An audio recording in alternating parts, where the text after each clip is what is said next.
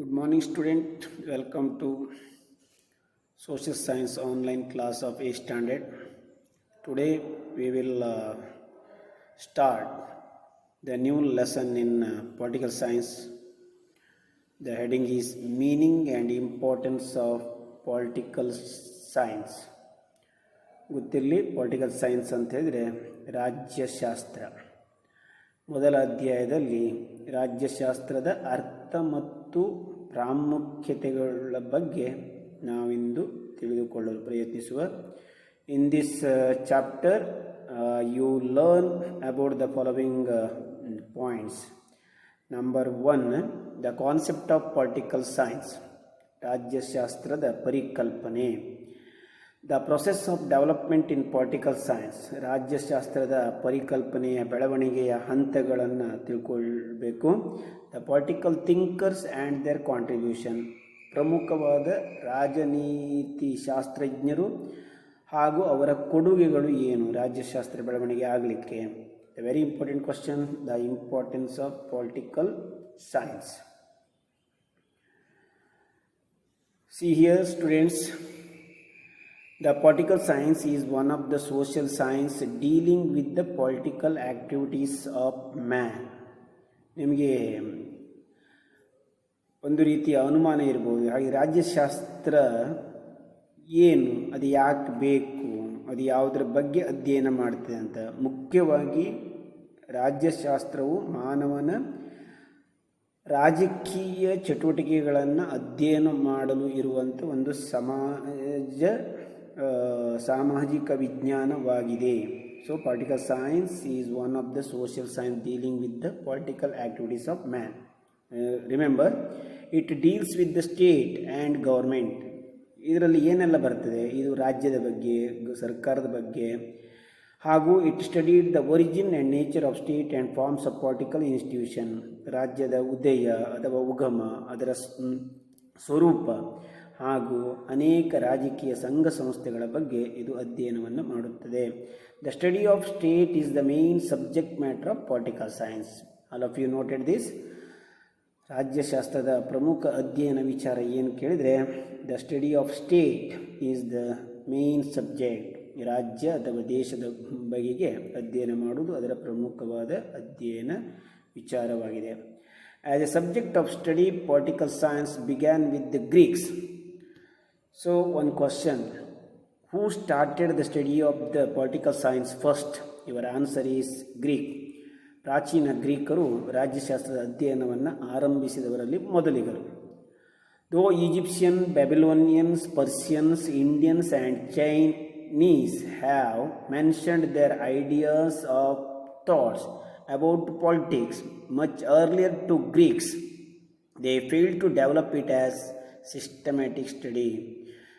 ಪ್ರಾಚೀನ ಗ್ರೀಕರಿಗಿಂತ ಮೊದಲು ನಮ್ಮ ಭಾರತೀಯರು ಸಹ, ಅಥವಾ ಈಜಿಪ್ಟಿಯನ್ನರು, ಬ್ಯಾಬಿಲೋನಿಯನ್ನರು, ಪರ್ಷಿಯಾದವರು, ಚೀನಾದವರು ಸಹ ಈ ವಿಚಾರಗಳನ್ನು ಅಭಿವೃದ್ಧಿಪಡಿಸಿದ್ರು ಅಥವಾ ತಿಳ್ಕೊಂಡಿದ್ರು. ಆದರೆ ಅದನ್ನು ಕ್ರಮಬದ್ಧವಾದ ಅಧ್ಯಯನವನ್ನಾಗಿ ಮಾಡಲಿಲ್ಲ. The Greek people, they started the systematic study of the political science. So the subject study of the political science systematically by Greeks first. ಅವರಿಗಿಂತ ಬೇರೆಯವರು ತಿಳ್ಕೊಂಡು ಸಹ ಅದರ ಕ್ರಮಬದ್ಧ ಅಧ್ಯಯನ ಸ್ಟಾರ್ಟ್ ಮಾಡಿದ್ದು ಗ್ರೀಕರಿಂದ. ಅದೂ ಅಲ್ಲದೆ politics was given the status of an independent science by the Greek. ರಾಜ್ಯಶಾಸ್ತ್ರಕ್ಕೆ ಸ್ವತಂತ್ರ ಒಂದು ಸ್ಥಾನವನ್ನು ನೀಡಿದವರಲ್ಲಿ ಗ್ರೀಕರು ಮೊದಲಿಗರು. The Greek philosophers like Socrates. So ಇಲ್ಲಿ ನೀವು ತಿಳ್ಕೊಳ್ಬೇಕು ಮುಖ್ಯವಾದ ಪ್ರಶ್ನೆ. ನಾನು ಆಗಲೇ ಹೇಳಿದ ಹಾಗೆ ಈ ಅಧ್ಯಾಯದಲ್ಲಿ ಬರುವಂಥ ಎರಡನೇ ವಿಚಾರ, ರಾಜಕೀಯ ಪರಿಣತರು ಅಥವಾ ರಾಜಶಾಸ್ತ್ರಜ್ಞರು ಯಾರು ಕೇಳಿದರೆ ಅವರಲ್ಲಿ ಮುಖ್ಯರಾದವರು ancient Greek philosophers like Socrates and his disciple Plato. ಅವನ ಶಿಷ್ಯ Plato were great political thinkers.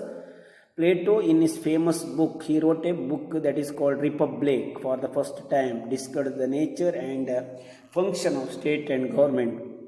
ಪ್ಲೇಟೋನು ಸಾಕ್ರೆಟಿಸ್ನ ಶಿಷ್ಯನಾಗಿದ್ದ. ಅವನು ರಿಪಬ್ಲಿಕ್ ಎನ್ನುವ ಪುಸ್ತಕವನ್ನು ಬರೆದ. ಆ ಪುಸ್ತಕದಲ್ಲಿ ರಾಜ್ಯದ ಅಥವಾ ದೇಶದ ಸ್ವರೂಪ ಮತ್ತು ಕಾರ್ಯಗಳ ಬಗ್ಗೆ ವಿವರಣೆ ನೀಡಿದ್ದಾನೆ. ಸೊ ರಾಜ್ಯಶಾಸ್ತ್ರದಲ್ಲಿ ಪ್ಲೇಟೋನ ರಿಪಬ್ಲಿಕ್ ಗ್ರಂಥ ಪ್ರಮುಖವಾದದ್ದು. ನೆನಪಿಟ್ಟುಕೊಳ್ಳಿ, ಮುಖ್ಯರಾದವರು Socrates, Plato and Aristotle all are belong to the Greek. Aristotle, the ancient Greek thinker and the student of Plato, is recognized as the father of political science. All of you carefully observe and underline this point. One question is there: who was the father of political science? Your answer is Aristotle, a disciple or student of Plato. So, ancient Greek thinker and the student of Plato is recognized as the father of political science for his valuable contribution to its growth and development. ಯಾಕೆ ಕೇಳಿದರೆ, ರಾಜ್ಯಶಾಸ್ತ್ರದ ಬೆಳವಣಿಗೆಗೆ ಮತ್ತು ಅಭಿವೃದ್ಧಿಗೆ ಅವನು ನೀಡಿದ ಕೊಡುಗೆಗಳ ಆಧಾರದ ಮೇಲೆ ಅವನನ್ನು ರಾಜ್ಯಶಾಸ್ತ್ರದ ಪಿತಾಮಹ ಅಂತ ಕರೀತಾರೆ. ಸೊ ರಾಜ್ಯಶಾಸ್ತ್ರದ ಹಿನ್ನೆಲೆ ಏನು ಕೇಳಿದರೆ, Aristotle road the first thesis in political science called the Politics. ಅಭ್ಯಾಸದಲ್ಲಿ ಪ್ರಶ್ನೆ ಇದೆ, ಇದನ್ನು ನೆನಪಿಟ್ಟುಕೊಳ್ಳಿ. ಇಲ್ಲದೇ ಇದ್ರೂ ಸಹ ನೀವು ನಿಮ್ಮ ನೋಟ್ಸಲ್ಲಿ ಇದನ್ನು ಮಾರ್ಕ್ ಮಾಡ್ಕೊಳ್ಬೇಕು. ಯಾರು ಯಾವ್ಯಾವ ಪುಸ್ತಕವನ್ನು ಬರೆದ್ರಿ ಅನ್ನೋದನ್ನು ಫಸ್ಟ್ ನಿಮ್ಮ ನೋಟ್ಸಲ್ಲಿ ಬರೆದಿಟ್ಕೊಳ್ಳಿ. Aristotle wrote the first thesis is political science called the Politics. In this famous book, Aristotle discussed the origin, development and function of the state. ಈ ಪುಸ್ತಕದಲ್ಲಿ ಇವನು ಸಹ ರಾಜ್ಯದ ಉಗಮ, ಬೆಳವಣಿಗೆ ಮತ್ತು ಅದರ ಚಟುವಟಿಕೆ ಅಥವಾ ಕಾರ್ಯಗಳ ಬಗ್ಗೆ ವಿವರಿಸಿದ್ದಾನೆ. And in India the famous the political thinker who was and also the prime minister of Chandragupta Maurya of Maurya Empire, Kautilya or Chanakya. He wrote a book on economics, also has more information about the political science or political administration of the state and the emperor also. So Kautilya wrote the famous book that is called Arthashastra. ಅರ್ಥಶಾಸ್ತ್ರಕ್ಕೆ ಇಂಗ್ಲೀಷಲ್ಲಿ economics ಅಂತ ಕರೀತಾರೆ. So ಅವನು ಅರ್ಥಶಾಸ್ತ್ರದ ಮೇಲೆ ಬರೆದಂಥ ಅರ್ಥಶಾಸ್ತ್ರ ಪುಸ್ತಕ ಅಥವಾ ಇದು ಸಹ ಕೇವಲ ಆರ್ಥಿಕ ಚಟುವಟಿಕೆಗಳ ಬಗ್ಗೆ ಗಮನ ಕೊಡದೆ ರಾಜ್ಯದ ಎಲ್ಲ ಆಡಳಿತ ವಿಚಾರಗಳನ್ನು ಇದು ಒಳಗೊಂಡಿದೆ. So Kautilya wrote Arthashastra. Greek used the term politics for the study of state. ಗ್ರೀಕರು ರಾಜ್ಯದ ಅಧ್ಯಯನ ಕೈಗೊಳ್ಳಲಿಕ್ಕೆ ಅವರು ಉಪಯೋಗಿಸಿದ ಒಂದು ವರ್ಡ್ ಅಂತ ಹೇಳಿದರೆ ಪಾಲಿಟಿಕ್ಸ್. ಸೊ ಇಲ್ಲಿ ಇನ್ನೊಂದು ಪ್ರಶ್ನೆ ಇದೆ, ಈ ಪೊಲಿಟಿಕಲ್ ಸೈನ್ಸ್ ಎನ್ನುವ ವರ್ಡ್ ಹೇಗೆ ಹುಟ್ಟಿಕೊಂಡಿತು? ಸೊ ಅದರ ಉಗಮ, origin of the political science. The term politics is derived from the Greek word polis. ನೆನಪಿಟ್ಕೊಳ್ಳಿ, ಪಾಲಿಟಿಕ್ಸ್ ಎನ್ನುವ ಪದದ ಮೂಲ ರೂಪ ಗ್ರೀಕ್ನ ಮೂಲ ವರ್ಡ್ ಅಥವಾ ಶಬ್ದ ಅದು polis, which means city state. ನೆನಪಿಟ್ಕೊಳ್ಳಿ, ಪೊಲೀಸ್ ಇದರ ಅರ್ಥ ಸಿಟಿ ಸ್ಟೇಟ್ ಅವರ್ ನಗರ ರಾಜ್ಯ. And therefore a subject which deals with the affairs of city states and its working was called politics by ancient Greek. ಹೀಗೆ ಈ ಪ್ರಾಚೀನ ಗ್ರೀಕ್ನಲ್ಲಿ ಸಣ್ಣ ಸಣ್ಣ ನಗರ ರಾಜ್ಯಗಳಿದ್ದವು. ಅಂದರೆ ಒಂದೊಂದು ನಗರವನ್ನು ರಾಜ್ಯಗಳನ್ನಾಗಿ ಮಾಡಿ ಅದಕ್ಕೆ ವಿಶೇಷವಾದ ಹಾಗೂ ಪ್ರತ್ಯೇಕವಾದ ಆಡಳಿತ ವ್ಯವಸ್ಥೆ ಇತ್ತು. ಆದ್ದರಿಂದ ಈ ನಗರ ರಾಜ್ಯಗಳ ಆಡಳಿತ ವ್ಯವಸ್ಥೆಯನ್ನು ವಿವರಿಸುವ ಅಥವಾ ಕಾರ್ಯಚಟುವಟಿಕೆಗಳನ್ನು ವಿವರಿಸುವಲಿಕ್ಕೆ ಅವರು ಈ ಪಾಲಿಟಿಕ್ಸ್ ಎನ್ನುವ ಪದವನ್ನು ಯೂಸ್ ಮಾಡಿದರು. ಅದು ಪೊಲೀಸ್ ಎನ್ನುವ ಗ್ರೀಕ್ ಪದದಿಂದ ಬಂದಿದೆ. ಅದರ ಅರ್ಥ ಸಿಟಿ ಸ್ಟೇಟ್ಸ್ ಅಂತ ಅರ್ಥ. So all of you note this. However, in modern times, scholars have preferred to use term political science for this study. ಆದ್ದರಿಂದ ಆಧುನಿಕ ಕಾಲದ ರಾಜನೀತಿಜ್ಞರು ರಾಜ್ಯದ ಚಟುವಟಿಕೆಗಳನ್ನು, ರಾಜಕೀಯ ಚಟುವಟಿಕೆಗಳನ್ನು ಅಧ್ಯಯನ ಮಾಡಲಿಕ್ಕೆ ಈ ಪೊಲಿಟಿಕಲ್ ಸೈನ್ಸ್ ಎನ್ನುವ ಒಂದು ಅಧ್ಯಯನ ವಿಷಯವನ್ನು ಅಭಿವೃದ್ಧಿಪಡಿಸಿದರು. The first meaning: Political science study the origin, development, nature, administration, type, scope of state and rights and duties of the citizens. Political science is a study of all the facets of state. Suppose if you ask the question, ನಿಮಗೊಂದು ಪ್ರಶ್ನೆ ಕೇಳಿದರೆ ರಾಜ್ಯಶಾಸ್ತ್ರವು ಏನೆಲ್ಲ ಅಧ್ಯಯನ ಮಾಡುತ್ತದೆ ಕೇಳಿದರೆ ನಿಮ್ಮ ಉತ್ತರ ಇದಾಗಿರಬೇಕು. It study the origin, development, nature, administration, type, scope of state, ಅದರ ವ್ಯಾಪ್ತಿ, ಸ್ಕೋಪ್ ಅಂತ ಹೇಳಿದರೆ rights and duties of the citizen. And political science is the study of all facets of state. ರಾಜ್ಯಕ್ಕೆ ಸಂಬಂಧಪಟ್ಟ ಎಲ್ಲ ಮತ್ತು ಆಡಳಿತಕ್ಕೆ ಸಂಬಂಧಪಟ್ಟ ಎಲ್ಲ ವಿಚಾರಗಳನ್ನು ಇದು ಅಧ್ಯಯನ ಮಾಡುತ್ತದೆ. Political science is also the study of past, present and future of political institution. Can you understand? ಇದು ಪ್ರಾಚೀನ ಹಾಗೂ ಪ್ರಸ್ತುತ ಹಾಗೂ ಭವಿಷ್ಯದ ರಾಜಕೀಯ ಸಂಘ ಸಂಸ್ಥೆಗಳ ಬಗ್ಗೆ, ಅವುಗಳ ಕಾರ್ಯಗಳ ಬಗ್ಗೆ ಸಹ ಅಧ್ಯಯನ ಮಾಡುತ್ತದೆ. Political function and political theories. The study of the important question, all of you know this. What is political science? Suppose if you ask the question to write the meaning of political science, your answer is this one. Carefully note this. What is political science? The political science means the study of state, government and human political activities called as political science. Once again, what is political science? The study of state, government and human political activities is called as political science. ರಾಜ್ಯಶಾಸ್ತ್ರ ಅಂದರೆ ಇದನ್ನು ನೀವು ವ್ಯಾಖ್ಯವನ್ನು ಬರಿಬೇಕು. ಇಷ್ಟೇ ಬರೆದು ಸಾಕು. ನಾನು ಹಿಂದೆ ಹೇಳಿದೆ, the political science study the which matters or subject ಕೇಳಿದರೆ ಇದರ ಹಿಂದೆ ಇರುವಂಥ ಉತ್ತರ, ನಂತರ ಮೀನಿಂಗ್ ಕೇಳಿದರೆ ಇದು ಬರಿಬೇಕು. The next the long answer question, that is importance of political science. Here many points are there. In examination, suppose if you ask the question, you can write the 6 points or 8 points. Minimum 6, maximum 8 points. ನಿಮಗೆ ಎಷ್ಟು ಸಾಧ್ಯ ಅಷ್ಟನ್ನು ಬರೀರಿ. 6 point minimum ಬರೆದ್ರೆ ಸಾಕು. ಇಲ್ಲಿ 1 by 1 ಹೇಳ್ತಾ ಹೋಗ್ತೇನೆ, ಈಸಿ ಇದೆ. ಅದು ನೀವು ಪಾಯಿಂಟ್ ವೈಸ್ ನೋಟ್ಸಲ್ಲಿ ಮಾಡ್ಕೊಳ್ಬೇಕು. ಅಲ್ಲಿ ಅಭ್ಯಾಸದಲ್ಲಿ ಪ್ರಶ್ನೆ ಇದೆ, ಅಭ್ಯಾಸದ ಪ್ರಶ್ನೆಗಳಿಗೆ ಉತ್ತರ ಬರೆಯುವಾಗ ಇದನ್ನು ಬರಿತಾ ಹೋಗಬೇಕು. Number 1, political science helps to understand the birth and growth of state. ನಾನು ಆಗಲೇ ಹೇಳಿದೆ, ರಾಜ್ಯದ ಉದಯ ಅಥವಾ ಉಗಮ, ಬೆಳವಣಿಗೆ, ಅದರ ಅಭಿವೃದ್ಧಿಯ ಕುರಿತು ನಮಗೆ ತಿಳಿಯಲು ಸಹಾಯ ಮಾಡುತ್ತದೆ. It provides information about the type of government and political activities involved in the function of the state. ಎರಡನೇದಾಗಿ, ರಾಜ್ಯದ ಸರ್ಕಾರಗಳು ಅಥವಾ ದೇಶದ ಸರ್ಕಾರಗಳು, ಸರ್ಕಾರದ ವಿಧಗಳು, ಅವುಗಳ ರಾಜಕೀಯ ಚಟುವಟಿಕೆಗಳ ಬಗ್ಗೆ ತಿಳ್ಕೊಳ್ಳಿಕ್ಕೆ ನಮಗೆ ಸಹಾಯ ಮಾಡುತ್ತದೆ. ಮೂರನೇದು, political science provides information about the origin and development of ideas such as monarchy, freedom, justice, law, equality and good government, wars and peace, etc. All of you know, ನಿಮಗೆಲ್ಲರಿಗೂ ಗೊತ್ತಿದೆ.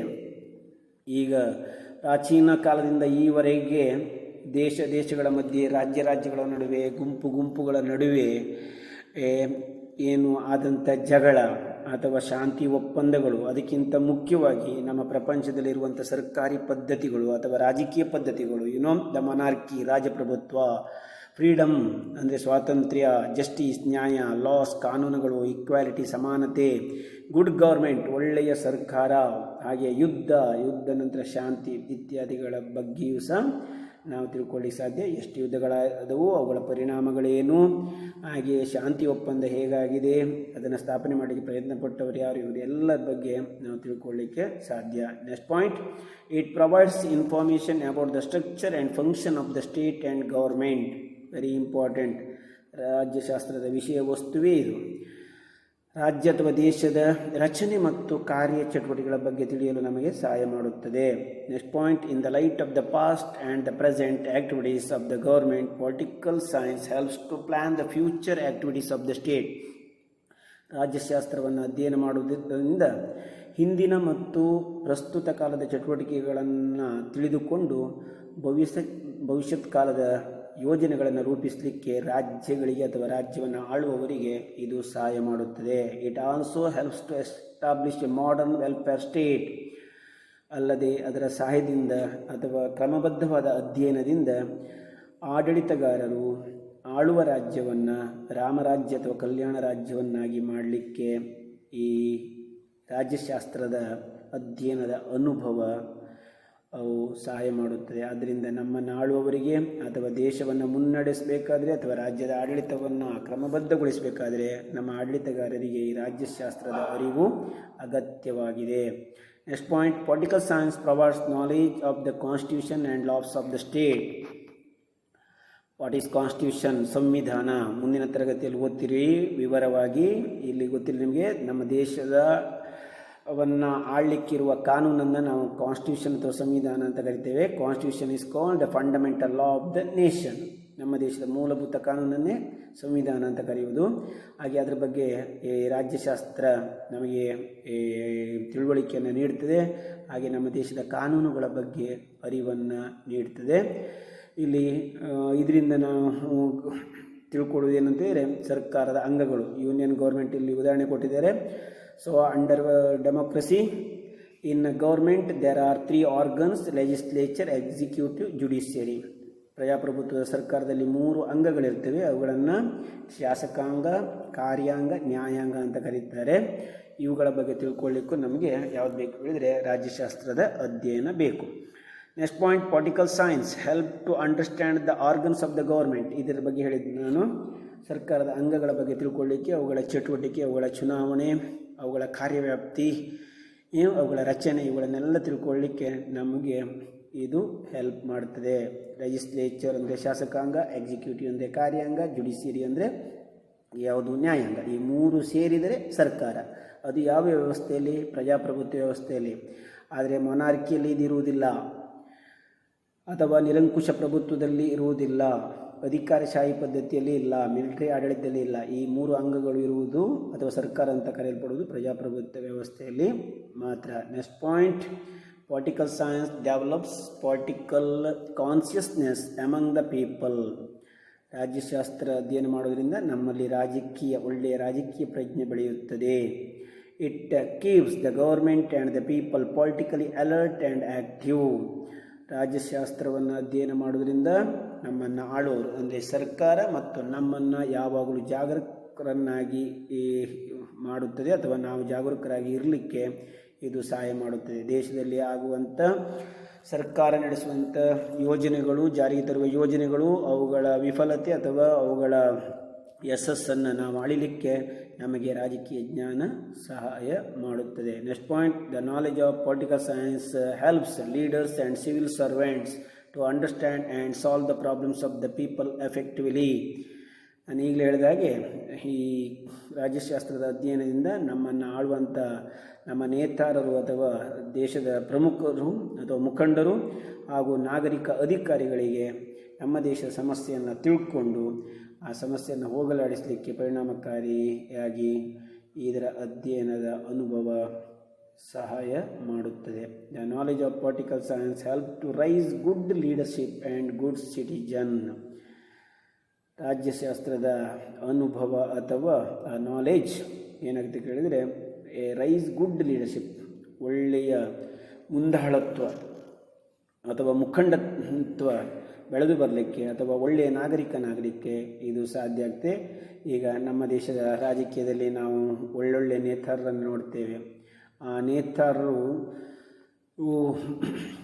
ಭಾರತೀಯರಲ್ಲಿ ಒಳ್ಳೆಯವರಂತ ಕರೆಸ್ಕೊಳ್ಬೇಕಾದ್ರೆ ಅವರ ಆಡಳಿತ ವೈಖರಿ ಕಾರಣ. ಅದಕ್ಕೆ ಕಾರಣ ಅವರು ಈ ರಾಜ್ಯಶಾಸ್ತ್ರದ ಅನುಭವವನ್ನು ತಮ್ಮ ಆಡಳಿತದಲ್ಲಿ ಅದನ್ನು ಸೇರಿಸ್ಕೊಂಡಿದ್ದು ಅದರ ಪ್ರಕಾರ ಆಡಳಿತ ಮಾಡ್ತಿರುವುದೇ ಅದಕ್ಕೆ ಸಾಕ್ಷಿಯಾಗಿದೆ. The next, political science helps to understand the important political institutions like political parties, federation and local bodies. ಇದೆಲ್ಲರಿಗೂ ಗೊತ್ತಿರುವಂಥದ್ದು. ನೀವು ಈಗ ಮುಂದೆ ಪಂಚಾಯತ್ ಚುನಾವಣೆಯಲ್ಲಿ ನಿಂತು ಪಂಚಾಯತ್ ಸದಸ್ಯನಾಗಬೇಕಾದರೂ ನಿಮಗೆ ಸ್ವಲ್ಪ ರಾಜಕೀಯ ಜ್ಞಾನ ಇರಬೇಕು. ಆ ರಾಜಕೀಯ ಜ್ಞಾನ ನಿಮಗೆ ಎಲ್ಲಿ ಸಿಗುತ್ತೆ ಕೇಳಿದರೆ ಈ ರಾಜ್ಯಶಾಸ್ತ್ರವನ್ನು ಓದೋದ್ರಿಂದ.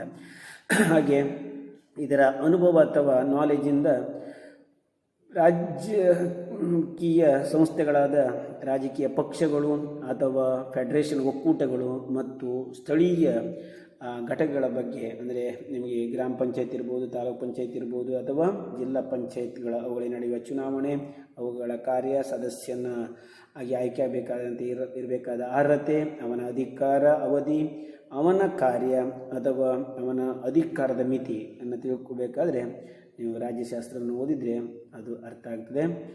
So next, political science deals with the ideologies which inspire and influence political involvement of people. ನಿಮಗೆ ಗೊತ್ತಿರ್ಬೋದು, ನಮ್ಮ ದೇಶದಲ್ಲಿ ಅನೇಕ ರಾಜ್ಯಗಳಿವೆ. ಆ ರಾಜ್ಯಗಳಲ್ಲಿ ಅನೇಕ ಥರದ ಪೊಲಿಟಿಕಲ್ ಐಡಿಯಾಲಜೀಸ್ ಅಥವಾ ಆದರ್ಶಗಳಿವೆ ಅಥವಾ ಥಿಯರಿಗಳಿವೆ. ಜನರು 132 ಕೋಟಿಗಿಂತ ಅಧಿಕ ಇದ್ದಾರೆ. ಅವರಲ್ಲಿಯೂ ಸಹ ವಿಭಿನ್ನವಾದ ಪೊಲಿಟಿಕಲ್ ಐಡಿಯಾಲಜೀಸ್ ಇದೆ. ಅದು ಏನಾಗ್ತದೆ ಹೇಳಿದರೆ, ಈಗ ನೀವು ರಾಜ್ಯಶಾಸ್ತ್ರವನ್ನು ಓದೋದ್ರಿಂದ ಕೊಟ್ಟ ಹಾಗೆ political science deals with the ideologies which inspire and influence political involvement of people. ನಿಮಗೆ ಗೊತ್ತಾಗಿದೆ ಯಾವ ಐಡಿಯಾಲಜಿ ಅಥವಾ ಯಾವ ಸಿದ್ಧಾಂತ ಒಳ್ಳೆಯದು ಎನ್ನುವುದು. ಅದರಿಂದ ನೀವು ಪ್ರಭಾವಿತರಾಗಿ ಅದರಂತೆ ಮುನ್ನಡೆಯಲಿಕ್ಕೆ ಇದರ ಅಧ್ಯಯನದ ಅನುಭವ ನಿಮಗೆ ಸಹಾಯ ಮಾಡುತ್ತದೆ. Next, political science provides the knowledge of international relations, especially the occurs of wars among nations and the importance of peace and cooperation. ಮುಖ್ಯವಾಗಿ ಅಂತಾರಾಷ್ಟ್ರೀಯ ಶಾಂತಿಯನ್ನು ಸ್ಥಾಪನೆ ಮಾಡಲಿಕ್ಕೆ ಅಥವಾ ಅಂತಾರಾಷ್ಟ್ರೀಯ ಸಂಬಂಧವನ್ನು ವೃದ್ಧಿಸಲಿಕ್ಕೆ ಇದು ನಮಗೆ ಹೆಚ್ಚು ಅನುಭವವನ್ನು ಕೊಡ್ತೇವೆ. ಅದರ ಜೊತೆಗೆ ನೆರೆ ದೇಶಗಳೊಂದಿಗೆ ನಮ್ಮ ದೇಶವು ಯಾವ ರೀತಿ ವ್ಯವಹಾರವನ್ನು ಸಂಬಂಧವನ್ನು ಇಟ್ಕೊಳ್ಬೇಕು ಎನ್ನುವುದರ ಬಗ್ಗೆಯೂ ಹಾಗೂ ಶಾಂತಿ ಸ್ಥಾಪನೆಯನ್ನು ಸಹಬಾಳ್ವೆಯನ್ನು ಸ್ಥಾಪಿಸಲು ಸಹ ಇದು ನಮಗೆ ನೆರವನ್ನು ನೀಡುತ್ತೆ. ನಿಮಗೆ ಗೊತ್ತಿರ್ಬೋದು, ನಮ್ಮ ದೇಶದ ಪ್ರಧಾನಮಂತ್ರಿ ನರೇಂದ್ರ ಮೋದಿಯವರು ಮೊನ್ನೆ ತಾನೇ ಚೀನಾ ಭಾರತದ ಗಡಿಯನ್ನು ಉಲ್ಲಂಘನೆ ಮಾಡಿದಾಗ ಅನೇಕ ದೇಶಗಳೊಂದಿಗೆ ತಮ್ಮ ಭಾರತದ ಸಂಬಂಧವನ್ನು ವೃದ್ಧಿಸಿಕೊಂಡು ಚೀನಾವನ್ನು ಏಕಾಂಗಿಯನ್ನಾಗಿ ಮಾಡಿ ಭಾರತದ ಶಕ್ತಿಯನ್ನು ಅಂತಾರಾಷ್ಟ್ರೀಯ ಮಟ್ಟದಲ್ಲಿ ಚೀನಾಕ್ಕೆ ಮನವರಿಕೆ ಮಾಡಿಕೊಟ್ಟದನ್ನು ನಾವು ಇಲ್ಲಿ ಉಲ್ಲೇಖ ಮಾಡ್ಬೋದು. ಹೀಗೆ ಅಂತಾರಾಷ್ಟ್ರೀಯ ಶಾಂತಿ, ಅಂತಾರಾಷ್ಟ್ರೀಯ ಸಂಬಂಧ, ಸಹಬಾಳ್ವೆಯನ್ನು ಪಕ್ಕದ ಅಂದರೆ ನೆರೆಯ ದೇಶಗಳೊಂದಿಗೆ ವೃದ್ಧಿಸಿಕೊಳ್ಳಲು ಅವು ಮುಖ್ಯವಾಗಿ ಆ ಶಾಂತಿ ಮತ್ತು ಸಹಬಾಳ್ವೆಯ ಪ್ರಾಮುಖ್ಯತೆಯನ್ನು ತಿಳ್ಕೊಳ್ಳಲಿಕ್ಕೆ ನಮಗೆ ಇದು ಸಹಾಯ ಮಾಡುತ್ತೆ. ಸೊ ಇಲ್ಲಿಗೆ ನೀವು ಇಂದಿನ ಪಾಠದಲ್ಲಿ today lesson you are studied about the few question. Remember the first the meaning of political science, the subject we studied the political science. Second one, ಯಾವ ಸಬ್ಜೆಕ್ಟ್ಗಳ ಬಗ್ಗೆ ಪೊಲಿಟಿಕಲ್ ಸೈನ್ಸ್ ಅಧ್ಯಯನ ಮಾಡ್ತದೆ, ರಾಜ್ಯಶಾಸ್ತ್ರ ಎಂದರೇನು. Next, the origin of political science, political science ಯಾವಾಗಿಂದ ಹುಟ್ಟಿತು. The who started the systematic study of political science. Political ಸೈನ್ಸ್ನ ಕ್ರಮಬದ್ಧ ಅಧ್ಯಯನ ಯಾರಿಂದ ಆರಂಭ ಆಯಿತು. Who is known as the father of political science. Remember the next the important political thinkers, ಅವರ ಹೆಸರು ಗೊತ್ತಿರಲಿ. Very important, the importance of political science. ನಾನು ಆಗಲೇ ಹೇಳಿದೆ, ಮಿನಿಮಮ್ 6 or 8 ಪಾಯಿಂಟ್ಸನ್ನು ನೀವು ತಿಳ್ಕೊಂಡಿರಿ. ತುಂಬ ಪಾಯಿಂಟ್ಗಳಿವೆ, ನೋಟ್ಸಲ್ಲಿ ಎಷ್ಟು ಬರ್ಕೊಂಡಿರಿ. ಆದರೆ ಪರೀಕ್ಷೆ ಕೇಳಿದಾಗ 3 ಮಾರ್ಕ್ ಕ್ವಶನ್ ನೀವು ಒಂದು ಮಿನಿಮಮ್ 6 ಬರೀಬೇಕು. 4 ಮಾರ್ಕಿಗೆ ಕೇಳಿದರೆ 8 ಬರೀಬೇಕು. ಶಾರ್ಟಾಗಿ ಬರ್ಕೊಂಡ್ರಾಯ್ತು. ಅಲ್ಲಿದ್ದೆ ಪಾಯಿಂಟ್ ವೈಸ್ ಇದೆ, ಅದನ್ನು ನೋಡ್ಕೊಂಡು ಬರ್ಕೊಂಡಿರಿ. Thank you all of you. ಅಭ್ಯಾಸದ ಎಲ್ಲ ಪ್ರಶ್ನೆಗಳಿಗೆ ನೀವು ಉತ್ತರವನ್ನು ಬರೀಬೇಕು ನೋಟ್ಸಲ್ಲಿ. ಇಲ್ಲಿ ಅಭ್ಯಾಸದ ಪ್ರಶ್ನೆಗಳ ರೀತಿಯಲ್ಲೇ ಇಲ್ಲಿ ಪಾಠ ಮಾಡಲಾಗಿದೆ. ಅದನ್ನು ಸರಿ ಕೇಳಿಸ್ಕೊಂಡು ಉತ್ತರವನ್ನು ಬರೆಯಿರಿ. ಪುಸ್ತಕವನ್ನು ಓದಿ ಒಂದು ಸಲ.